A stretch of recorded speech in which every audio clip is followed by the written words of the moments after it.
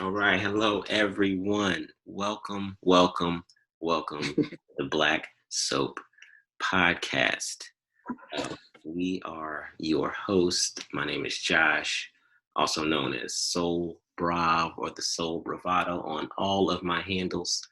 And the man to the left or right of me is Where I'm at.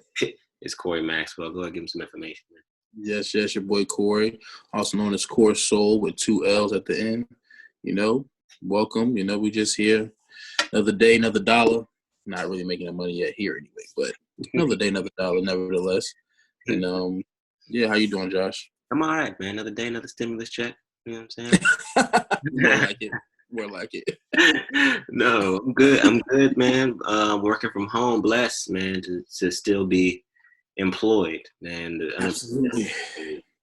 Crazy, So, you celebrate the victories, whether it's, you're getting paid less or not as much or the same as what you were before, and I'm just right.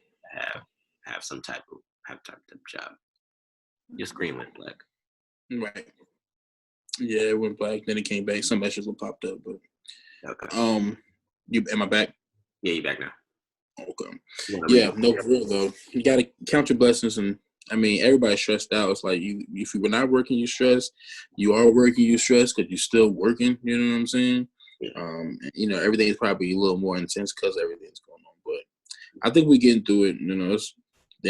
This is life now. Like I'm getting used to the shit. Like, okay, this is how things are gonna be. But popular term is the new norm. It's not ever gonna be the same as it was. So that makes me sad. That makes me sad, man. Just a little bit. Yeah. What do you miss most about pre-COVID? Pre-COVID, I think right now, this moment, the most thing I miss is like just going out and eating. Solid. The simple things. I just want to go out, sit down at a restaurant and not feel like, the last person who sat here could have had something left their germs, and now, you know what I mean? Like how, like, yeah. I don't mind a crowded restaurant. Like everybody's eating. You know what I'm saying? Like I didn't appreciate that before, but yeah, I just want to be in that atmosphere again. Like ain't the same sitting at the crib, man. Uber Eats, right? Not the same. It's not the same. It's not the same. And I'm trying to learn how to cook, but you know what I'm saying? It's a process. You know what I'm saying? It don't just come out just tasting like voila like that. But exactly. Yeah. What about you? What you miss the most? I miss eating. The two things I miss the most though are one, live concerts. I miss going to shows. I didn't know how much I really liked that until I did. I knew that I really like live concerts, but like not being able to and then just not going are two different things. So if I had the opportunity to go and chose not to, then I'd be okay with it. But not even having the opportunity to go to a live show is fucking with me a little bit. And then honestly, I'm no alcoholic or clubber, but I miss going to the bar, man. I miss being around strangers, ordering a drink, standing around, and just watching people, with my, I agree. No, that's definitely another one too. Because when you're bored, what you do? You Saturday night, Friday night, like you can go by yourself out to a bar somewhere, have a drink. You know what I'm saying? Be nothing, then you go home. That'd be that. Like that was your little outing. That's it. Talk to a few people, maybe conversate. You know what I'm saying? Exactly. Pay too much for a drink. You know what I'm saying? Shit. Exactly. Pay double the price for a whack ass drink. I could buy a bottle of vodka for $12, bitch. Exactly. Like, you know what? I got my liquor in my trunk. Hold on, I'll be. Oh yeah, man. No, man. Times are definitely changing. And that's a negative and a positive. Things change is inevitable, right? Yeah. So what it's moved our platform to, or we were just getting our feet wet in this anyway. But now, as you see, everything is digital, which could make it easier or harder. But that's where we're at right now. We just kind of want to out. And we'll talk about some stuff as as Black men, or just men if you feeling some type of way. But Black take that personally, it's okay. Which kind of segues into our first our first topic, which is niggas still dying. You know, Niggas are still dying. niggas still dying. You know, coronavirus can't stop. You know, institutional racism. Unfortunately, Not at all. you know. Not at all. I'll let you speak on that first, man. Yeah, I mean, it's really, it's mentally draining to have to continue to talk about these things, and the fact that it keeps happening, the fact that it's like the same story, different people, all the time. It's just a continuous situation. But nevertheless, I mean, at this point, I want to personally do something about it. You know what I'm saying? I wish I could literally be hands on, and I see why, people become Black activists, because you want to do something about it. You know what I'm saying? We have this platform, so at this point, what we can do is at least talk about the shit. So obviously, I mean, it's been a couple of us who have died here recently. I guess this year. Ahmaud Arbery, obviously everybody knows about him. You know what I'm saying? 25 years old, jogging. We all seen the video. Um, it's a great thing. It's a great thing that they arrested both the father and the son. What's their name? Travis and Gregory, because I feel like we need to say their names too. The killers, the murderers. We need to definitely say their names. Travis is the son who actually shot Ahmaud, and his dad, Gregory, was egging them on and all that stuff. Y'all seen the video. So yeah, I mean, I'm happy that they're arrested. That's great. You know what I'm saying? It's very great, but it's not enough. And I definitely want it got to continue to happen. I don't want to. I'm happy about it, but it's just like I need more. Yeah, I agree. I agree with that wholeheartedly. You know, that things need to happen. People are being killed. Coronavirus is killing us worse than anyone else. Like, how they have everything set up to kill us more. Like, no matter what we pick, you guys are gonna die more. Like, how do you do it? How do you do it? Hey man, the guys who orchestrated white supremacy, nigga, did a wonderful job. Yeah. It's working. It's people are coming to light, and it's taken centuries to do that. Not even centuries, I guess. Yeah, I could say centuries. Yeah. To do that. Different stages. There's different stages in growth and things like that. But people are still dying. Of course, corona rates, Black people are affected because, low income, access to hospitals, doctors. We don't go get checked out. We don't take our medicine already. Exactly. Doctors don't believe us when we say we're fucking sick, Simple as that. Exactly. My God. A lot of stuff is going on. But what I do want to focus on is the people who, outside of coronavirus, who are still getting shot and killed, Absolutely. That's been going on for decades. We know that. And now it's being recorded. So the new conversation, well, that conversation will always be in place. And we know that it's wrong. Moving forward, we have allies, and we have people who are building their reputation on defending, Black people. You got, your Sean Kings, Tiffany Loftons, NAACP members, things like that, who do that stuff. So what I kind of want to talk about is a big discussion that's happening online is should we be reposting the murders and the killing of Black people? It's enough to have the knowledge, but should we be showing video that's recorded of people dying? Because on one side they're saying, hey, people need to know what's going on, they need to see what's going on. But on the other hand, it happens so often that people are getting numb to the murders that are happening. They're getting numb to the videos that they're seeing. So it's a good argument on both sides. And I myself, I don't know which way to place, where I would stand. So yeah,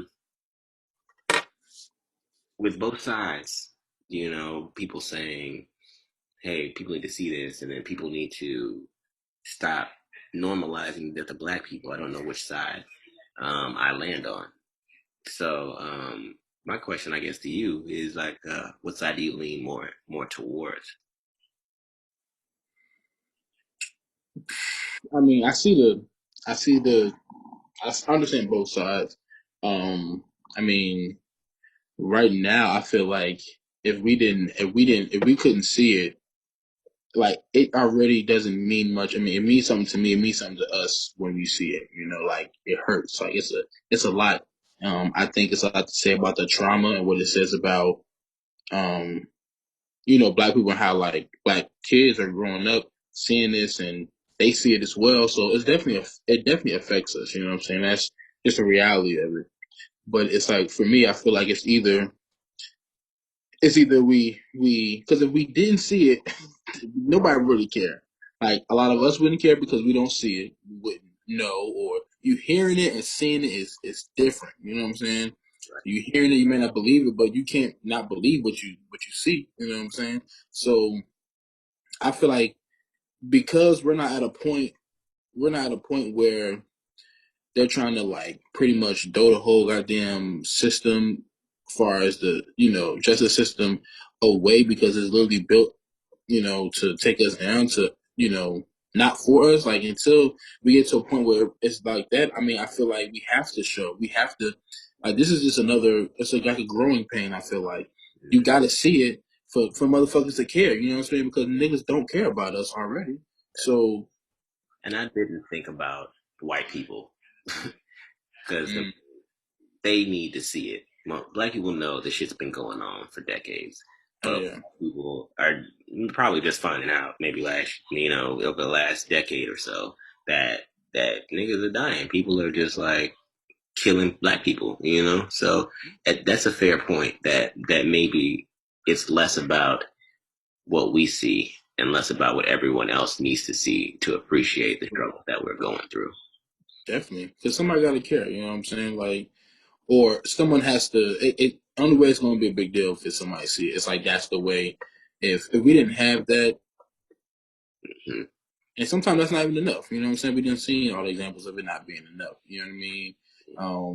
And it's like you have a reason to. You find a reason. They find reasons to kill us, whether you're scared of us or you fuck up and make a huge mistake and you don't take responsibility for it, like what happened to Breonna Taylor, her getting shot up in her house, and them at the wrong house, and the person they were looking for was arrested that morning, and now you have her boyfriend.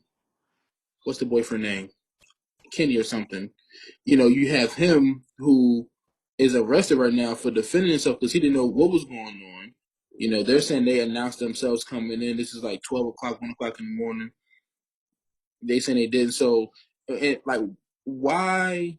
If y'all made the mistake, y'all at the wrong house. The person you were have is already arrested. Mhm. You guys are making careless mistakes. But again, does it not matter because she's black? Does Exactly. it not matter because this is a black family? If this was a white family, would it be like, you know what? Y'all shouldn't have did that. We have families who are upset. You killed the innocent woman. You killed the EMT because she was an EMT. She was a essential worker. You know what I'm saying? She working for the people. You know what I mean? If she was white, y'all would care. We would care. We would see that as a life. You know what I'm saying? Hence why we have a Black Lives Matter, because it's like, does she not matter because she's black? Because what other reason would you have? You came up in her house at 11, and you were wrong. So whether he was shooting, if you announced, you say you announced stuff, he saying you didn't. The guy saying he didn't. They didn't announce themselves. They saying they did. The fact of the matter is, y'all were wrong. Y'all were the first wrong factor by coming to this person's house and still no respect. Yeah, and then defending or lying about your wrongness. I mean, that's something we teach our kids not to do. Like if you're wrong, stand up in your falsehood. Even so, Right.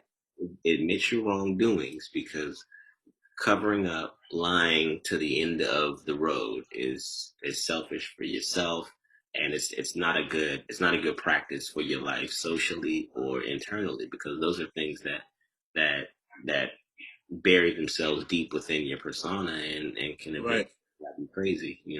So I mean, the pride is huge with the police department, which we know about. The brotherhood is huge with the police department as well. So I don't know. I don't know. I feel like I don't want to see black people getting killed, but the presence that comes with the videos posted is solid. Whether people, feign shock and comment on the post and repost it themselves to the point where celebrities get hold of it, you know, Right. people who can reach masses that are not just people that look like them. That's Right. Black people are just reposting a video to their friends and family. They're not getting to the mass culture of America. They're not getting to the white folks. They're not getting to, Hispanics or Latinx, whatever you want to call it. Right. You know, but celebrities can do that with one repost. They can reach 3 million people. You know, Exactly. that has some value. That has some value in it. But just physically seeing another person shot dead is like you said earlier, mentally exhausting to see that we can't even go for a jog. Right. We can't even. And right. I mean, and that's real shit. I mean, it's sad. It's reality. You know what I'm saying? Um, it's like what's more important? What's more important? My hurt and pain and mental drain of seeing my people's this happen to me. The fact that when we see that, we automatically put ourselves in that shoe. What if that was me?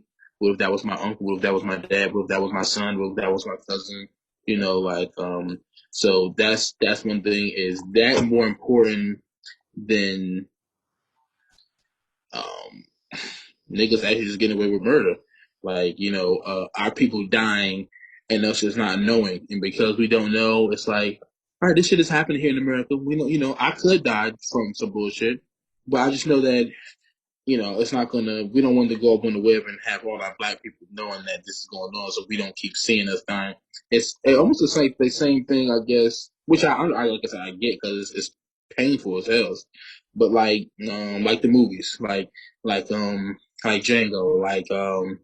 31 Years of Slaves, whatever, 23 Years of Slave, whatever it is. All the slavery movies, Yeah, Roots and all that. I'm tired of seeing niggas. I'm tired of seeing us like that. I'm tired of seeing it. You know what I'm saying? As long as you got the story for me, I can. As long as you have a story, as long as there's a purpose, as long as there's give me something be let me know something. The fact that it's slaves in it or they shown us as slaves, that was part of our history, and the fact that, some people don't really understand that there's racism in the world. So if we still have niggas who don't know even know there's racism, I feel like we do still need movies like that to show hey, this is for white people who don't understand. This is what your people did to us. This is what the black guy in class was talking about when he was going off and saying your people did this, your people did that. You have no idea what he's talking about. You see a movie or something that maybe you and your friends can see, and it causes a discussion. You know what I mean? Like it, causes a conversation. But it hurts. It's painful. I just don't think it's more important than the actual fact that we're dying, we're getting killed. You know what I'm saying? Like, yeah. I don't forget about me if something happens to me. I don't, But the fact is, we're going to forget. We're going to move on, because that's life, and then that's the a hashtag. that's the even worst part. It's a hashtag. You become a hashtag, which is the new age. Picture on a T-shirt. You know what I'm saying? Right. The last thing I do want to say about this is I talk about this all the time about W.E.B. Du Bois. He talked about double consciousness. So the fact that black people have to be not only Africans but so a lot of times you have to choose between how you feel and what's important to your society, and that's exactly what you were talking about. So at times you have to say, hey, for my community as black people, we don't want to see people getting shot down all the time. We don't want to see it. But as an American, we know that our power is shifted. They're always trying to take our power from us. So we need to show everyone the experiences that we go through. So we sacrifice what our community needs sometimes to show Mm. what what we are going through and what we're experiencing. So that was Souls of Black Folks. He wrote that in 1860 or something, and it's some shit that we're going through 150 years later. I don't know if that was the right time frame, Oh, but I mean, I know what you're saying, dog. You're right. long time dead. That's all I'm gonna say about Right. you wrote about that, and it's something that still is with us till this day. It's not as overt and covert racism now. It used to be much more, hey nigger, hang from a Of tree, course, of like, course, right, sir, I can't believe for this loan. There's different types. You know what I'm saying? But we could talk about right, all night, but we can transfer it to something a little more chill. absolutely, You know, absolutely, I put on my MJ jersey for this occasion here. Tonight is the finale of the Last Dance. yes. George documentary. You been keeping up with it a little bit? I have definitely keeping it a little bit, and hearing some things about it. It's interesting to like hear from Michael Jordan because he don't we don't hear much from him. Like he's we might hear like a statement, a little something he say, and then it's doing explanation. It's just like we can just you can take it how you want to. You know what I'm saying? He don't but I don't know. I learned a little bit, from the little bit I did see. I'm back. I need to watch like I think like the last 4 episodes. I missed 2 weekends. So they're doing 2 episodes a night, but um, I see why like he just he was just very committed to winning. Like he had a plan, and he wanted everybody around him to win. Is what I could pretty much got from it, and he was just kind of no bullshit about it too. You know what I'm saying? So which made him kind of like an asshole, but who's to say, if that's you trying to win, you trying to be a winner, and this nigga won. He did everything he wanted to do. So, um, I think it's very interesting. It's interesting to see how like he talks about Kobe and Scottie Pippen, and I think he actually said he felt some type of way about how he's being portrayed in the documentary. Before the documentary dropped, he was like, people are gonna think I'm an asshole. I remember that. Yeah. Before episode one, he was like, people are gonna be like, I'm an asshole, and that's fine. That's fine, and I appreciate Jordan's locked in commitment to winning and succeeding at what he wanted to do. And Yeah. sometimes that comes at a cost of being seen as a nice person or kind or an inviting person. And that sometimes can be the edge that loses you a championship or loses you a playoff series because you want to be nice instead of winning. So he Right. made a choice and he laid that path, and that commitment is what created the Mamba mentality. Kobe Bryant's whole game was based off of Jordan's work ethic and Jordan's Hmm. focus. And I'm okay with the laser focus and the assholish ways to get what you want. If you're not down to win, what the fuck are you playing for? You know, Very true. I can't talk my shit. you know, Right. my G, you in the wrong game. You're in the wrong. Go play badminton. And that's what he did. It was like went about any means necessary. He said what he had to say. It wasn't no sugarcoating. You know what I mean? But you gotta respect that because the niggas is a champ. You know what I mean? Charles Barkley. What did he said? He was. I think he said he has no reason to speak to Jordan. Like no reason to try to reconcile. Like I'm like people like this is like real life. Like niggas do not. Like you got a little something like I don't want to talk to nigga never ever again. Like I had to work that nigga for like years. Like I don't want to ever see him. Like I don't want to ever have a coffee or tea or anything with the nigga. Like Barkley lost 4-1 in the finals. So like Jordan beat that ass. And then they got the Olympic team, which they showed a couple weeks ago. And Charles said some shit out of his mouth in the scrimmage during the Dream Team years in a scrimmage. And Jordan came back and bust him and Magic Johnson's ass. the whole team the whole team was quiet on the bus until Magic said, I guess we shouldn't have said nothing." Then everybody laughed, and then from then on out, it was like Dream Team undefeated. Like what I'm saying, like right. the transition from Mm, Johnson, Showtime Lakers to Michael Jordan being the fucking best player on the fucking planet because he bust the ass of the 12 best individuals on this planet right. in a, you know what I'm saying? So like, I love it, man. I love it. And I like the insights into the office, like, because they're talking about how Phil Jackson, the coach, and the GM, I forget his name, but he was conspiring with Phil, like he was saying, hey, after 98, win or lose, you're done here. You're not coaching anymore. Yeah. And at the Wow. Michael Jordan, the biggest player on the planet, was saying, hey, if Phil's not here, I'm not here either, and it didn't Mm. matter. What I'm saying? So there are wars in the back office while these guys are winning championships back to back, which is, I don't know. That's interesting. I love layering and dynamics. So like, it's Yeah. a great tale. I'm excited for the finale tonight, or the 2-part finale tonight. There's always some shit going on behind closed doors when there's something great going on. Like, it's always, you're at the highest moment of your life, you know what I'm saying? Behind the scenes, probably the most crazy shit going on. Like, that's how life usually works, I feel like. Yeah, 100%, man. And it's a competitive edge, to Right. to do that. It's always too crazy. You focusing on this, something else is going on. You got to put something on the back burner, but Right. is powerful, which kind of segues Right. into the versus battles. Like, that's Right. next, like, Yes. while it's not about winning. Michael's about winning. While the versus battles are kind of about just showing love to good music. It's still good, and people still like making checklists of who won which battle. And Right. Just for purposes, personal, because everybody's gonna be different. You know what I'm saying? it is. Like everybody's gonna be different with that. Real quick though, before we go on to verses, Mhm. back to Michael Jordan, real quick. How do you feel from the documentary? How do you feel like? How do you feel about him and how he feels about black people?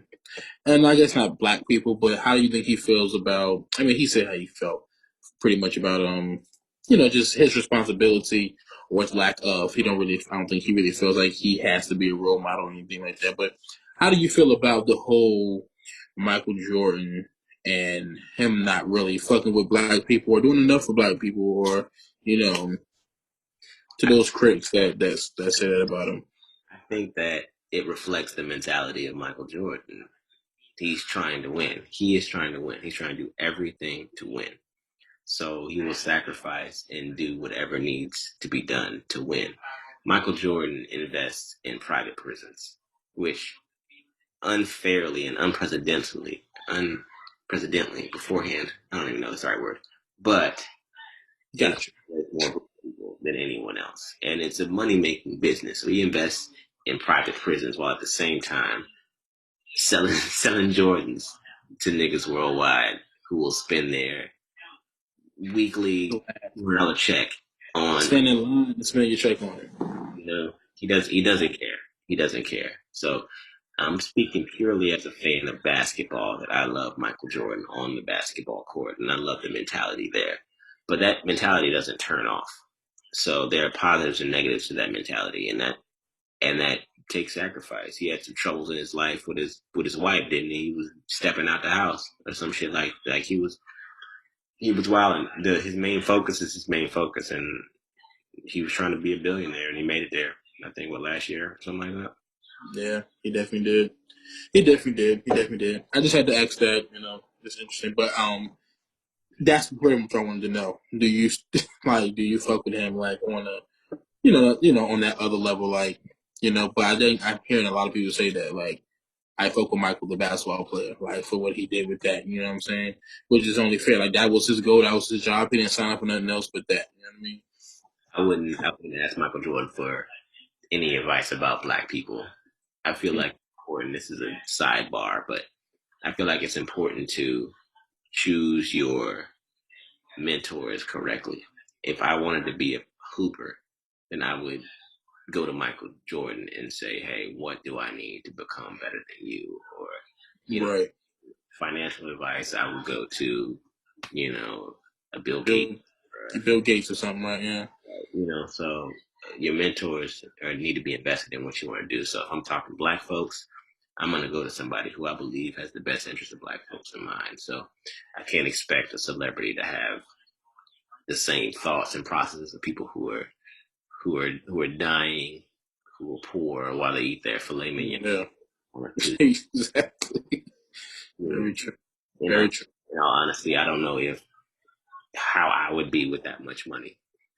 I love black folks now because I'm struggling with them. Right. No, Yeah, I mean that's a whole conversation, man. I mean, as far as I mean, that does change you. You might not care when you're good, you know. You like because at the end of the day, we're all worried about ourselves, our family. I mean, his people good, you know. So yeah, I don't have to save the world, you know, one would say, but right. Because much respect to Jordan. I respect Jordan and everything he has become and achieved in his life, and whether he accepts it or not, you know, the blacks love him. And he is definitely a huge role model for a lot of young kids. I remember being young and just people like, I mean, who didn't fuck with Michael Jordan? Like you were like you're Michael Jordan. Like, you know, every bad little kid want to be a basketball player. You want to be Michael Jordan, the best basketball player. You know what I'm saying? So got a much movie, respect. a little Bow Wow got a movie. You know what I'm saying? Yeah. Like Like Mike, Mike, right? whole movie. Come on, whole movie, man, whole movie. But moving on to the verses, which I've been enjoying very much. Like you said, it's a celebration of music. I love the fact that all these artists can come together, producers, writers, and you know, have a little friendly competition. At the same time, showcase their old music that a lot of these young people have no idea. Like they just will never know the Right. good music we had. But this gives them an opportunity to do that. And the you know, all these artists who do the verses, their streams are, tripling their following and they doing shit and everything. So it's great. It's definitely one for the culture. Shout out to Timberland and Swiss Beats for even Yeah. doing this junk, you know, putting together. Last night was Luda and Nelly. Yes. Man, yeah, it was good stuff. It was good stuff. I'm personally, I know you seen some of it, whatever like that, but I know I was a huge Nelly fan, huge Nelly fan. And you know, I felt that. So yeah, man, Ludacris has just so many hits. Like Yeah. I like Ludacris. You know what I'm saying? Um, but he just got bangers. You know what I'm saying? So I'm like, man, I love Nelly. But this nigga Luda, you can't like. He Yeah. just got bangers, like, you know. But it was a really good time. I really enjoyed it. This was a really good one because it was around the time that people our age were growing up. So we Yeah. witnessed all of the music both these artists made. So Right, old stuff, when they had, Babyface and, right. Young. So we went back and found those songs. But for Nelly and Ludacris, we We were were here. we were in high school, middle school when these guys started dropping. So we were here when it first dropped. So we know the feeling we felt when those songs came out. And I love some Nelly. I'll tell you a story real quick. I had a girl I had a crush on, and she loved that Dilemma song, right? With Right, Kelly Rowland. Kelly. Uh huh. I went home and I recorded that joint on a tape, right? On a cassette tape, you young niggas listening. But I looped it over and over again, and I made that tape and I gave it to her. She played the shit out of me, but still, I made that tape for her on a cassette tape over and over again. You know what I'm saying? Because that song was so huge. 106 in Park was All number I think about is you, over and over and over. 106 in Park was the measuring stick, and that song was number one for as long as I can remember. You know, Yeah. so big songs, but Luda, I mean, there was no way Nelly was gonna compete at a high level with Ludacris for 20 songs. Maybe for 5 or maybe even 10, but for 20 songs, there's no way he has the content. I think Nelly definitely has as many hits as Ludacris. I think Ludacris hits are just more bangers. Like Ludacris has bangers, and that's the type of artist he is. And Nelly is more like a card writing kind of music, and it's more like, you know, he can give you that, you know what I'm saying, but it's just different. Yeah. I will But it was I'll say that Country Grammar album hit harder than Luda's albums. So that first Country Grammar, well, the Country Grammar album, right, right, yeah. The first one. more than any other He Luda. put country niggas on the map.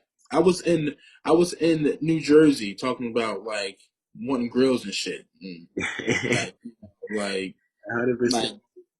Like Nelly was that nigga. Like he put country rapping on the map. He put definitely St. Louis on the map. He put his whole team on the map.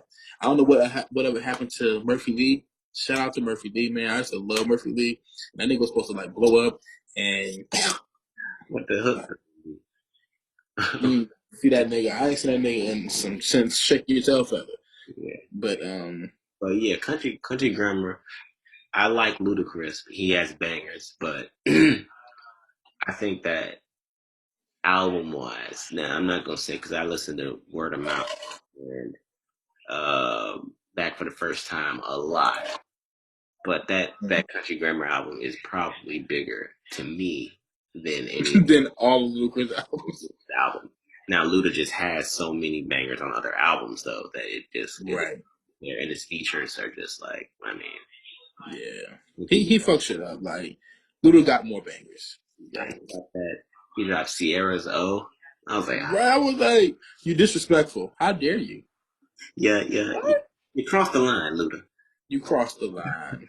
You crossed the line. But when Nelly played "Where the Party At," nobody smoking all that. Yeah, Like that song was like everywhere. Like it was. you heard that song forever. They used to hear that song sometime. Nelly dropped Tip Drill too. That was like, He had to after Luda drop. I forgot Luda one, but that song got banned from Uncut too on BET. That video. Like, how you get banned from the uncut? Uncut is for this shit, and you do it. It's so much that cut that junk off. late for this. What you doing? Leave You're my right. this shit run. That's it. Exactly. Like that's all that's going on. Like, it was good stuff. I thoroughly enjoyed myself last night watching that battle. I seen a nice chunk of um Erica Badu and Jill Scott, which, for me, it wasn't even a battle because we already had this discussion. I know the world doesn't know this because some content just doesn't make it. But, goddamn, I can't pick between them two. Like, Jill and Erica, like, you can't. I can't. But it was great seeing them loving each other. And that's all it was.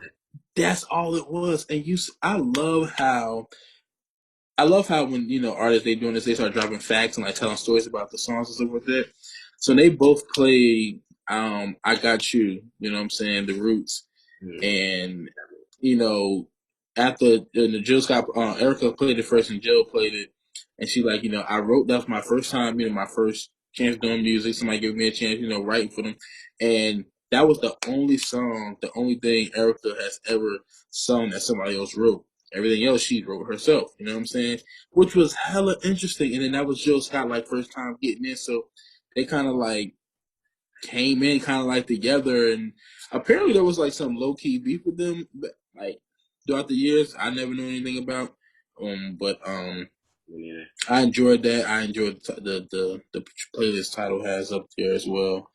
But It's the yeah, love, man. It's the love. They both like, and Jill is like, I don't know how anybody can not like Jill Scott just as a person. She's so like, her spirit, she radiates like, he hey, does. just love people. Let's just, even her song. What's the song when she's talking about beating the girl ass and stepping with her man? It's still like a You love. getting in the way of It's what I'm feeling. still got like a fucking like a Yeah. Paul Jones in your heart, like Right, right. doing that because she loved her nigga. You know what I'm saying? Versus I'm gonna beat your ass, you like some crime mob shit. It's not like that. Right. And then Erica is just, I mean, she wasn't born here. Like She this, wasn't. No way. yeah, she was born somewhere else, and on some Men in Black shit. Right. She's just here. But And so I say all her exes, none of them niggas, they all changed after being with her. Like, them niggas all changed. I was watching the episode of Martin where they had Outkast performing at the Players Ball. I don't know if you remember that episode. And Andre looked like a regular Atlanta nigga, bro. White jeans, Nikes, just fucking rapping and shit, nigga. Right. Thing you know, this nigga got fucking fluffy fucking shoulder pads on, nigga. Like, Like, haircut. nigga, I don't know. She do that shit on me, and this is how I came out. I came back like this. I walked out the bedroom like a whole other man. They asked her what she'd be doing to niggas. and she said she be listening to them. Ain't that Wow, ain't that fucking crazy? She said she be listening, and that's even all that's she do, scary. and all she have is missionary sex. Sean, what? All she have is missionary sex. Ain't that crazy? In the Breakfast Club, bro. All she do is missionary. So it's not even like a wild sex. Everybody makes jokes like, "Oh, that pussy must be fire." That Missionary. shit might be still fire if all she do is lay there and niggas like, I want to do it tonight. Cause I want to hit from the back and you're like, what? You Yeah. mean what? She like, huh? She lay back on her back over her legs. That shit, Oh, sunshine. Thanks. like honey. But like, yeah, that speaks volumes too. All she said is that she listens to the men that she involves herself with. The only nigga who didn't change much was Jay Electronica because he was already profited out to the Elijah Muhammad and shit. Right. Yeah, man. Wow. It is. Wow. It is crazy. That Erica, she's the queen. They both were queens. I respect them both. I love them both. I don't know what versus is next. I don't think I see anything that's coming up next, but um, I'm just excited about it. I mean, you have anybody that you want to see go, like any battles, people you've had in your head, like yo, this would be like cool if they went back and forth. I would love to see I would love to see another songwriter battle. So Okay, Jason and so Diddy. you're gonna get a different look, but everybody. Right, right. I love to see Neo versus somebody. As far as song, right? Oh wait, they did John Austin. Yeah. Okay, yeah, yeah, yeah, yeah. Okay, Hmm. damn. Um, I don't even know. I don't even. It's hard to say. Like, It's all um, it's all been kind of R&B ish though. So maybe we. huh? It's all been kind of R&B ish. So maybe if we throw a different, They did Manny Fresh and Scott Storch. They did RZA, DJ Premier. I like that one a lot. I actually watched that one, but it was all Uh, Wu Tang versus fucking. right, right. Yeah. But no, it's definitely interesting. I seen somebody they was talking about um doing it, but some artists are just would never do that. Like the Jay-Z's, I don't ever see him doing anything like that, which would be nice, but I don't think he's gonna ever do it, You see fucking Beyonce on there. Shit, Huh? Beyonce on there. Yeah, I don't think she ever gonna do it. She should just stay out of it. Keep Who the beehive at a minimum. who could battle Beyonce except for Except for Rihanna. Who yeah. could better Beyonce? Mhm. I mean, I think if you're gonna battle Beyonce, then you have to come with somebody who has like somebody we have to respect, like another legend type of personish.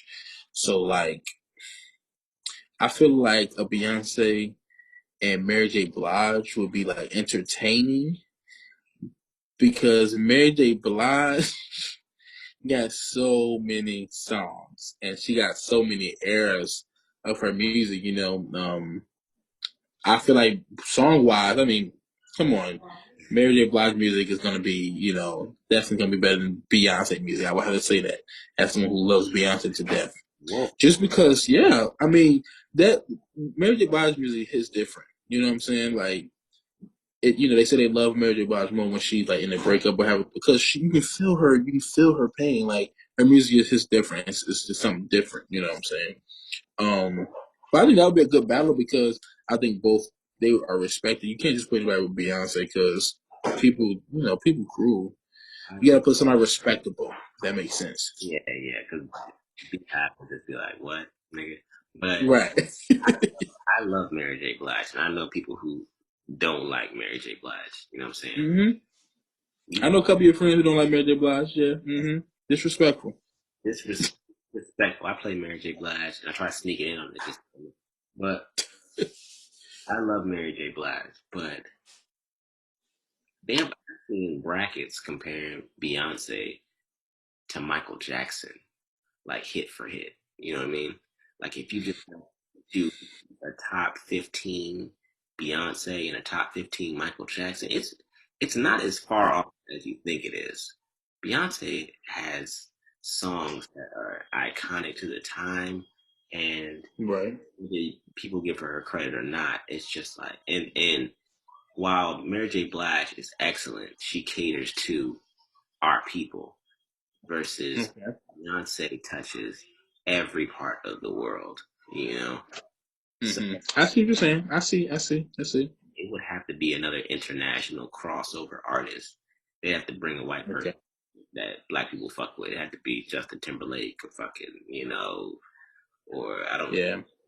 you know, Something like that. It's like who would be fair? It's like almost. It's like yeah. I agree. You're right.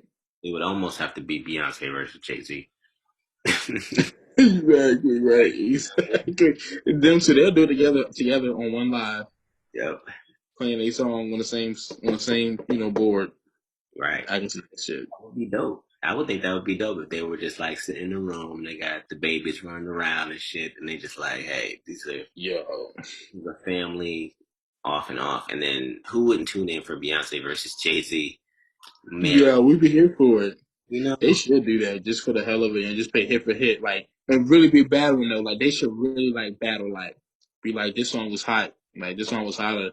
Like no, that song, like really battle, like y'all really like. 100%. And then they I both would, I would definitely enjoy that. got songs with each other. You know what I'm saying? So, Exactly. so it's like they got buffers. Every 5 songs they can play a song they did together. So like you know, That would be hot. That would be hot. That's the idea. yeah, yeah, Tell somebody. We gotta tell somebody. yeah, man. I'm gonna shoot that joint up to Timberland, but he ain't got that type of reach. But it's going straight on title. So like, I mean, You talking about the track list? yeah, tracklist is going straight from title. So Elliot Wilson is the producer the main content control manager at Title. He used to work for Light skinned dude. Light Skin Dude. He used to work for Double XL, I think. He was the editor at Double He XL. do like the interviews on like the title on 101 something. Yeah, Little podcast, I forget what it's called. Okay. yeah. So maybe I shoot it out like, hey, we need Jay and Bay. That's what we need. We need that. We need that. That'll be everything. Bro. I didn't even think about that. That would be good. That would be good. So I mean, yeah, speaking about that, I mean, what kind of music you listening to right now, man? I know quarantine has gotten everybody's spirit like Right. niggas is unbalanced as fuck. Like we don't know what's going on. Like niggas is moody and depressed and hungry and all that shit. Yeah. So but music reflects your mood. You know what I'm saying? So what is your quarantine music right now? Like what mood are you in right now? So a lot of I will say a lot of music has come out. It's dropped, right? A lot of things have come out. But where my quarantine mindset is, I'm going back, and I'm finding and finding again music that I discovered in the past. So Mm-hmm. it's not new stuff that I'm into, but it's 90s jams, it's 80s jams. I'm back late 60s and 70s. I'm finding music that people have fallen in love with and trying to figure out Right. how they fell in love with it, and how I could potentially fall in love with it. So while music is still coming out and I'm seeing the drops, I don't have the drive to listen to a lot of the new shit anymore. Um, Right. Most lately, I'm on High Five's greatest hits. You familiar with High Five? High five. I feel like I You have like a song of theirs I've listened to or something. definitely do. That sounds really familiar. I feel like it's a song on my track list. You definitely do. Um, High Five are the people who made uh, Kissing Game, or I Like the Way. I like. Oh shit. Okay. Yes. Yes. Yes. Yes. But Yeah. I feel like they're an underrated group of the 90s because they have at least 5 or 6 other like bangers. So I've been on that a little bit. Of course, I've been on late 60s, early 70s, Stevie Wonder and other artists, but I really focused this time on fall in love with music that is solidified as classic versus trying to find new ones to make classic. What about Makes sense. yeah, what about you, man? No, that makes sense. I feel you. I mean, stick with what you know. Um, no, I've pretty much been listening to a lot of mixture shit. Like I'm an R&B type person. You already know that. But I just been pretty much just in my R&B listening to a lot of like first album Her, and Okay. I like a couple stuff from like Daniel Caesar's new album, which came out a while ago. Um, Other than that, it's just my normal playlist kind of stuff. Old stuff from like Teddy Pendergrass, and I get into Luther sometimes. I get into my Nita Baker. I just go to like music that low key make you cry, but like you're not really trying to cry, but like certain songs you can't play because it's gonna like make you too sentimental. But that's really what I've been on. As far as new stuff that I have listened to, the only new things I really have listened to that I've enjoyed. Shout out to my girl Kelly Rowland, her new song "Coffee." I knew I loved the song, and then when I found out that Sid from the internet wrote the song, I was even more like, "Oh my god!" So love that. I know Kelly's doing her. She's doing. I guess she's on her own label. She's doing everything herself. I know Rock Nation's her management. But I want to see Kelly win, and I love that song. I don't know if you've seen the video, but the video is beautiful. I mean, it's like a black woman celebration. Like you have to watch the video. It's a great video. I did the song. Um, I did the song. You said Sid wrote it. I love Sid, man. I do. yes, I'm I'm like I love her too. Like I'm so glad she's still like she writing. I know she just dropped the album not too long ago, her solo album. So I'm just glad she's still working and just I love her music. I love it. I love it. I think we need to put stop at Daniel Cedar though. I know he is a weird dude and he has some weird views about black people. I think, but this guy can make some beautiful songs, man. Like Yeah, I'm doing a challenge on my Instagram, 30 days of music or I've something. been seeing that. I've been seeing that. Yes, yes. And a song you play at your wedding, and he has that song, um, "Blessed" on I think the Freudian album. Oh my! I mean, Hmm. that may It's be a slow song, right? yes. It's a yes. I'm a mess, but I'm blessed to be stuck with you. I mean, Mm-hmm. I mean, I didn't know if I would have a wedding song, but if I had one, it definitely be that It'd song. be that one. It's great stuff. And then the track with her, everyone loves is you can go to that song anytime, and that song hits hard. You Every time. know? Yeah. And don't mess up and watch a live version of them sing it. Like they fucks it up. Oh my gosh, the Tiny Desk. Yeah. Yeah. Oh my gosh. Still everything. There was another. Speaking of that, not to sidebar, but Alex Isley, who is the daughter of one of the Isley brothers, she did Hmm. a digital Tiny Desk series a couple days ago, and her music is fire.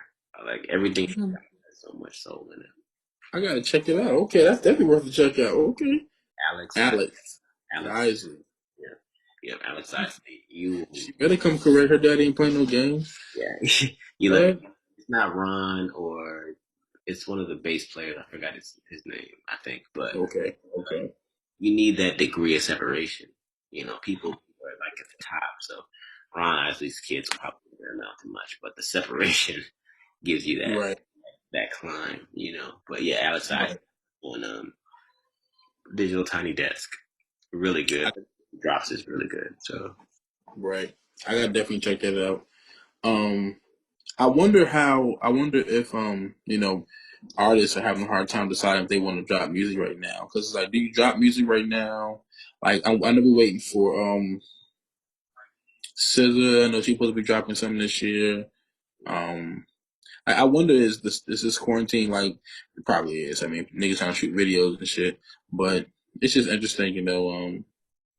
It's probably people don't know if they drop their music or not, or they're probably delaying. Maybe we would have had some more new music by this time, but Corona happened, so Yeah. um, I don't feel like there's that much music out. I didn't really give Kalani album a listen. Really, like you said, it's kind of hard to get into new music right now, for real. Unless you really trust the artist. You know what I'm saying? Like, if Usher drop Confessions 2 anytime soon, I'm gonna be committed to listen, and it better be giving me what I need. You better not disappoint me. It's gonna be a letdown because his name Confessions too. So people are gonna be expecting What if he goes like another way? What if he doesn't try to do the same thing, but he just give us just same type of? I don't know. I'm just hoping for. you leave well enough alone. I think it's a marketing ploy. People are gonna copy it and they gonna spin it because his name Confessions too. And I'm one of the sheep because as soon as that I'll be there. start to finish, I'm rocking through if the first 8 songs are terrible, and I'm going all the way through 17. I wait Right. because that bitch got There's gonna be 25 songs. right, and that's not even to your earlier point to discredit Kalani because Kalani got bangers. She makes really good music, but Yes. I listen to 3 songs of it. And I'm just not in a Kalani mood right now. Yeah. We're talking about nasty shit with the important. You can't fuck nobody. You know what I'm saying? No. No. Kalani, I like Kalani too, but her music and her voice is in a group with a lot of other people. It's like a wave. They all kind of sound like the same type of vibes. The Janae Aiko, See, yeah, Janae's in a weird place for me because a lot of her stuff sounds the same. It's real spiritual. I saw like a post for like Janae Aiko is for women who are healing. You know, mm, women who are have been through some trauma. They can listen to Janae and be like, "Yo, she's been through this. I can make it through this, and this music is beautiful and it's healing me to become like powerful." And then the post was like, "Meg The Stallion is for the healed." The motherfucker, cool bitches, like what I'm saying. So, right. it was like it's a real cool concept, but I get it, definitely. Janae makes a lot of music that sounds the same to me, but it still rides. So It does. It does. Her song with her is a really good song. It's definitely a vibe. Um, she don't do no yeah, her don't do no wrong. So she don't do no she really don't. Anything she wants gonna turn to super talent. goddamn. It's gonna be hot. Exactly. Exactly.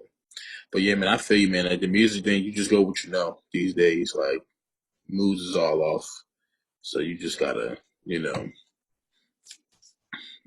play with what comforts your soul. And a lot of times it's not nothing new. Like I don't know what you about to do to me. Like what you talking about?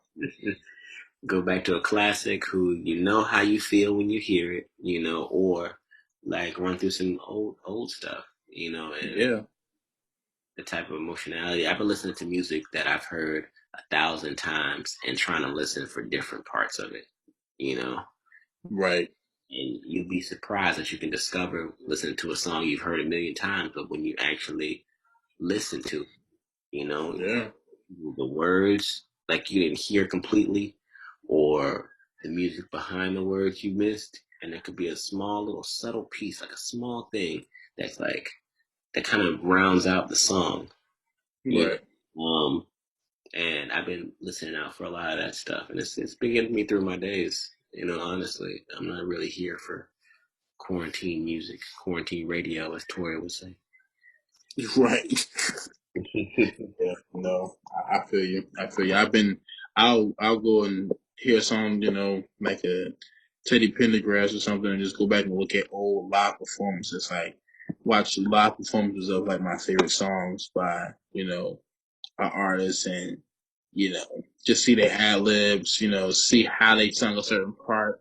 You know what I'm saying? Like a phrase or line that I heard but didn't really hear because after they sung it live, it was like it hits different. You know what I'm saying? So I enjoy doing that too.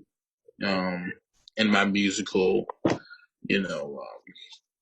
thing. But yeah, Yeah, man. Well, I mean, music is the one thing that's gonna like be a constant, throughout this whole experience with coronavirus, COVID, whatever you want to call it, the reopening of America. There are two things that are constant. Actually, there's going to be music, and there's going to be institutional racism. But the music. Let's not forget. Not forget the backbone of this country. Hello. But yeah, the music is always going to be there, and you know, from here on out, me and Corey, I was going to be here, you know, hanging out with y'all. You know, hopefully we can drop something on a weekly basis. Get used to seeing our faces because we ain't going nowhere. Yeah, we've been talking a lot, but this is, you know, this is our reintroduction back to the web, back to the internet, back to you guys. So we're gonna start shutting her down. Corey, you got any last remarks? Anything you want to say to the people? I don't, man. It's some shit of other Black lives we've lost that we've known of, you know, the last couple of weeks, which I'm not gonna go through all the names or anything like that, but you know, just you know, blessings and peace to their families and um to all of us, you know, just trying to make it through. Like things are still crazy. I don't know what to say about that really, but just, you know, just want to acknowledge that. But no, other than that, man, you know, everybody just stay safe and um I feel like we're making progress with this quarantine thing and coronavirus. I think things are seem to be getting better, you know, so I know we'll be probably coming back to a new normal, but you know, it is what it is. We rolling with the punches, but no, I have nothing, man. Yeah, Much love to everybody. Have you got anything? that's good, man. That's good. I want to say that we as Black people, or just people in general, individually, we need to focus on controlling the controllables. You know, Absolutely. we can't control what the government or Senate pushes up to get passed. You know, to benefit the people. We can complain about it. You know, we can do this, we can do that, but control what you can inside of your life. You know, going to the store, wearing a mask if you feel that's best for your health. You know, Right. ordering in DoorDash, you know, Uber Eats, whatever you feel comfortable with. Control the controllables. Take care of your babies. Make sure that they're still learning while they're sitting at home. I'm not a parent, but I know that education don't stop during the summertime. It never has for me, and I don't think it will for my children when I have some. So Right. It shouldn't. that's all I got, man. Stay Black, keep hope alive. Definitely. Absolutely, man. We out this jump. All right, y'all, man. Be easy. Thank you for tuning in for another Black Soul podcast. Once again, I am Josh, aka Soul Brav. And I am Corey, aka Corso with two L's. I think I should say that now. Two L's. Thank you. Two L's for Maxwell. Right. Thank you so much for tuning in, y'all. Have a blessed Thank day. y'all. We'll be back Be next blessed. week. All right. Yes. Yes. Be back. Be safe. All And right. stay black. Mm-hmm. Most importantly, Most importantly. peace. Peace.